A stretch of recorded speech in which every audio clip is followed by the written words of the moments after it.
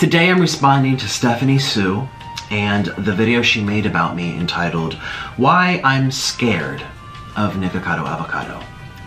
Now, firstly, this video here is not a hateful video, it's not a hate video, so I'm asking you, please don't go send bullying, harassment, hate, anything of that nature to anybody involved in result or in response to my video here, okay? I'm telling you right up front, I'm against those things, I'm denouncing them, and I'm asking you, just be respectful. I'm gonna go over every single aspect and address it head on, all right? So I'm asking you, please listen to as much as you can, as much as your schedules, your time allows for, because everything is equally important in my view. What I'm gonna tell you at the beginning isn't more or less critical than what I'm gonna tell you at the end. All right, I have screenshots, I have photos, I have audio clips, I have various pieces of the story that Stephanie decided to leave out of hers. The photos in her house. Now again, I don't know what's more important, this or the voice messages or the... I'm gonna tackle this first, get it over with, because this is what I see repeating a lot. When he was at my house, he was here for about 5-ish hours. And out of those 5 hours that he was here, I used the restroom once. And during that time that I slipped away to the restroom very, very quickly, the one time that I did, without letting me know what he was doing, he took multiple pictures inside my house. There's no excuse to be taking photos of someone's home without their permission. Why would you be taking photos? That's creepy, that's stalkerish. Are you dangerous? Are you gonna break in and steal a lamp? Are you gonna leak her ad? Like, why would you take photos? But she was sitting right there as I took a photo, watching me. Watching me. What she's saying here is so incriminating. She's making it look like I did something without her knowledge that therefore threatened her peace of mind or implied the overall safety of her home was in jeopardy. And then immediately he started looking around at the ceiling. I didn't have any cool light fixtures up there. Just don't know what else would be up there other than security cameras. And in Stephanie's video, she implied, well, she said that she had gone to the bathroom, she used the restroom, and when she came back, she had checked the security footage to see that I was taking photos of her house without her knowledge. And therefore, it made her question her safety, the overall peace of mind in her home, and that's a lie. That is 100% a lie. Seeing that footage was shattering and so angering because after everything that he made me feel safe enough to tell him about, the way that he did it during the 5 hours he was here, the minute that I slipped away to the restroom, you knew why I'm so paranoid. You know why I have such a hard time letting people into my home. It was a very violating feeling, and it was just something that I don't think I'll ever be able to understand. You know what the viewers will see? They will see upon arrival, the moment I stepped into her home, she gave me a whole house tour. I don't know if I went to every room, but I walked through, oh gosh, 5, 6, 7 different places. She took me from room to room, bathroom to bathroom, bedroom to bedroom, even outside to the pool, to the swing, everything. You will also see that upon arrival, she pointed out various pieces of furniture, and I asked her, as a fellow YouTuber, that's a beautiful couch, where's that from? Oh, it's from this place. Oh, that's a beautiful light fixture. A whole house tour, and she was very excited to show it off to me, as I would be too. It's a very luxurious house, one of the most expensive houses I've ever seen. You'll also see on this security footage that we had a very long FaceTime with my husband, Orlin, while I was in her home. And during that FaceTime, she proceeded to show off her refrigerator, her microwave that slides out or something from the counter, the marble countertop. She pulled out her phone and said, oh, this is the type of marble I had. And then she went to the stove and showed us the stove. Oh, this is Thermador this, Thermador that. She showed us the water spigot that's used to put water into pots. She showed Orlin the sofa, the lights. She gave him his own version of a house tour.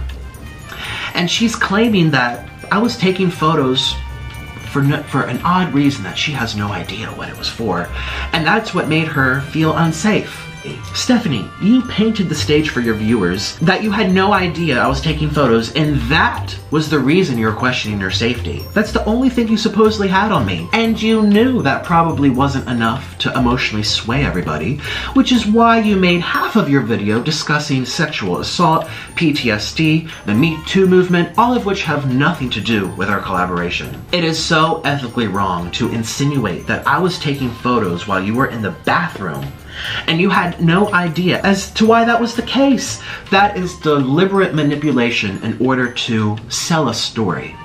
And out of the few photos I took, they're only of the same room, the kitchen and the seating area. I didn't walk anywhere else and take any other photos. I wasn't looking around for suspicious things. I was admiring her furniture, admiring her. And she says I don't have fancy light fixtures. I'm sorry. That's the first house I've been in that looks like that. This is a multi-million-dollar home. I was impressed. I was happy for you, and I think you were happy to show it off to me. That shouldn't be used as material as to why you felt threatened by me. Absolutely not. Why would you lie about why would you lie about something like that? I don't understand.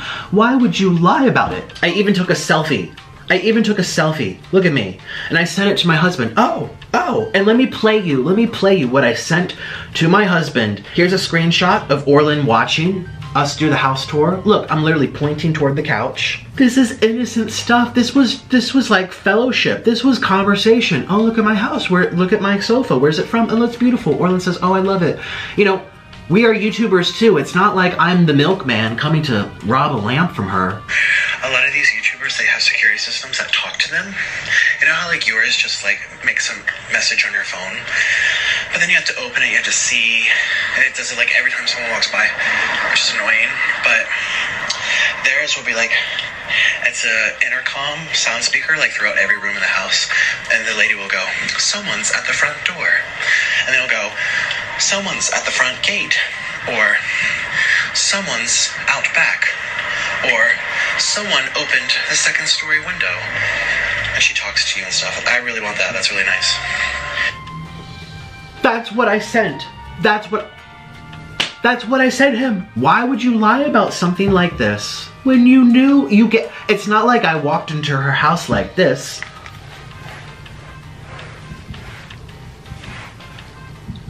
The next thing I'd like to talk about is Veronica Wang. Veronica Wang is a fellow mukbanger here on YouTube. She's a YouTuber. And this lady, Veronica, had problems on the internet with a bunch of other mukbangers 1 year ago.